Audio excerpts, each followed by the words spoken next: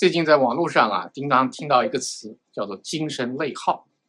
其实这个精神内耗啊，在我们现实生活中啊，每个人都经历或多或少。那我们怎么知道我们有精神内耗的现象？这种精神内耗对我们健康会有什么样的影响？作为精神科医生啊，我今天和大家一起来探讨这个社会中越来越普遍的现象啊，就是精神内耗。这个词啊，它形容的是当我们面对压力、过度思考、内心冲突时，这个精神上不断消耗的一种状态。在这个视频当中呢，我们将会深入了解什么是精神内耗啊，它的原因到底是什么，它是怎么样影响我们身体健康的。最重要的是我们怎么样应对和克服它。健康是我们最大的财富，让我们去管好它。我是杨医师。这个精神内耗啊，它是指我们这个大脑啊陷入一种持续的内部斗争状态。你也许不断纠结某一个决定，或者反复回想过去发生的错误，或者是担心未来出现的不可预测的现象，所以你困在一个无法解决的一个思维的循环里面，消耗着你的精神能量啊，同时呢又不能真正解决问题。长期的这个内心冲突啊，会让我们感到疲惫、焦虑啊，不能注意集中力。长此以往呢，这个精神内耗啊，还会对我们的情感和身体呢造成非常负面的影响。这精神内耗的表现啊，有各种各样的形式啊。下面呢，我给大家举的呢是一些比较常见的现象。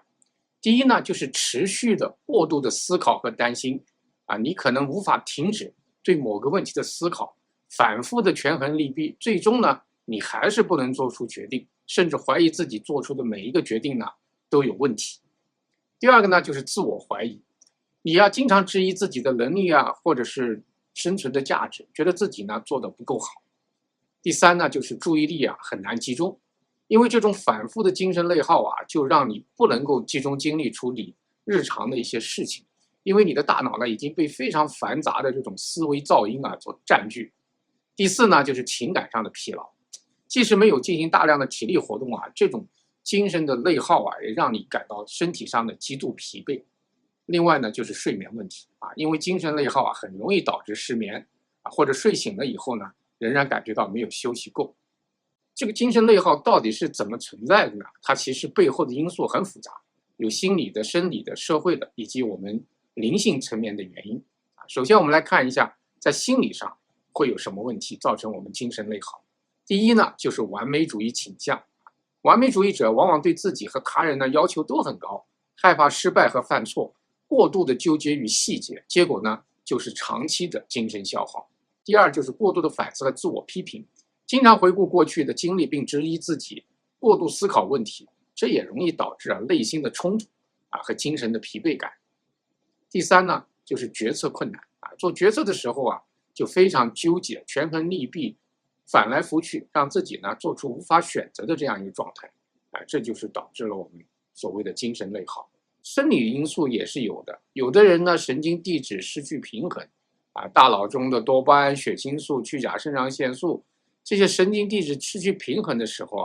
也会影响我们调节情绪，也让人的思维陷于负面的模式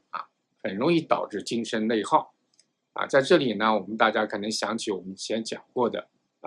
甲基化不足的病人就有这种情况。第二呢，就会导致压力荷尔蒙过高，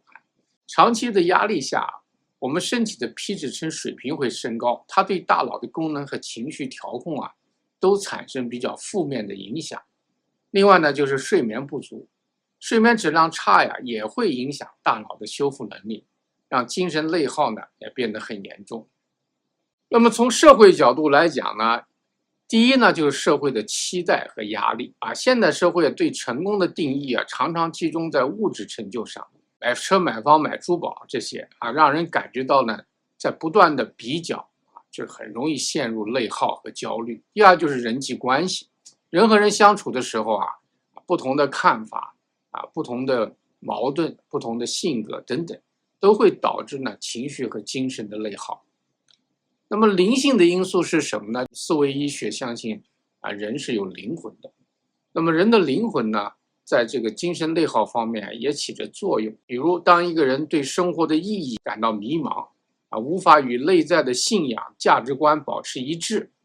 深层的这个精神焦虑就会加剧这样的内耗。这个精神内耗对我们身体有什么样的影响呢？它不只是心理方面啊，它对我们的身体也会产生非常负面的影响。那么我们来看一下，它是怎样影响我们身体不同器官的。首先是心血管系统，持续的精神内耗啊和压力呢，会导致高血压、心脏病，甚至增加呢心脏病发作的风险。第二呢，就是消化系统的问题，很多人呢在精神内耗期间呢，会经历像胃溃疡啊、消化不良啊、肠易激综合症 IBS。第三呢，就是免疫系统，压力呢会抑制免疫功能，导致免疫力下降啊，更容易感染疾病，引发慢性的炎症。神经系统也会受到损害，长期的内耗呢，影响记忆力、认知功能，甚至导致焦虑或者抑郁。第五就是内分泌系统啊，压力荷尔蒙皮质醇呢长期的过高会导致体重增加、疲劳和甲状腺功能紊乱。第六呢就是肌肉紧张啊，持续的压力啊会导致肌肉紧张，特别是在颈部、肩部和背部啊，引发慢性的疼痛啊，还有头疼。那么精神内耗久了以后啊，它会不会导致更多的精神方面的问题呢？它其实呢可以是一些精神疾病的先兆啊，或者是伴随的症状，其中就包括第一呢就是焦虑症，广泛的焦虑症、社交焦虑症和惊恐障碍的患者呢，常常表现出了精神内耗。第二呢就是抑郁症啊，长期的精神内耗啊可能发展成抑郁症，表现为绝望、缺乏动力和持续的疲惫感。第三呢就是强迫症，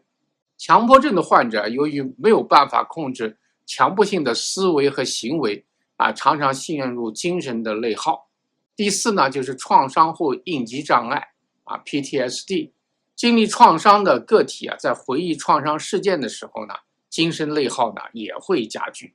第五呢就是人格障碍，尤其是自恋型的或者边缘性的人格障碍患者啊，他常常因为自我评价的波动啊和关系中的冲突，经历呢比较严重的内耗。现在让我们来看看如何应对和克服精神内耗。下面呢是一些比较有效的应对策略。第一呢就是正念练习和冥想啊，实际上就是我们说的打坐。这个正念练习啊，可以帮助你专注于当下，减少过度思考和内心的冲突。